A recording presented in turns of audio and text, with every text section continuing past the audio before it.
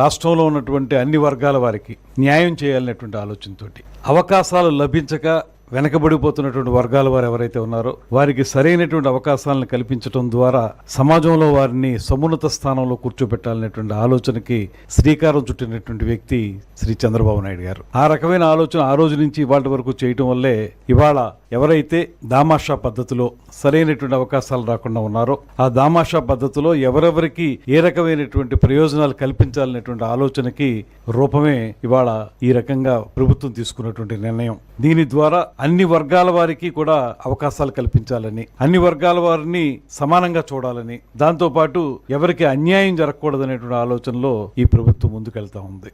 దాంతోపాటు అభివృద్ధి గురించి చూసినా, సంక్షేమం గురించి చూసినప్పటికీ కూడా ఈ రాష్ట్ర ప్రభుత్వం చేపడుతున్నటువంటి కార్యక్రమాలు ఇవాళ గాడి తెప్పిపోయినటువంటి రాష్ట్ర గడిచిన 9-10 నెలలుగా మనం చూస్తూ ఉన్నాం. ఎక్కడా కూడా నియంతృత్వమే తప్పితే, కక్ష సాధింపు తప్పితే మరో రకమైనటువంటి ఆలోచన చేయనటువంటి ఆ ప్రభుత్వానికి ఇవాళ ఇక్కడ అందరికీ న్యాయం చేయాలనేటువంటి ఆలోచనతోటి అందరినీ సమాన భాగస్వాములు చేస్తూ ప్రజాస్వామికంగా నడుపుతున్న పరిపాలనా విధానానికి తేడాని స్పష్టంగా ప్రజలు కూడా గమనించాలనేటువంటి మాటని ఈ సందర్భంగా మనవి చేస్తున్నాను.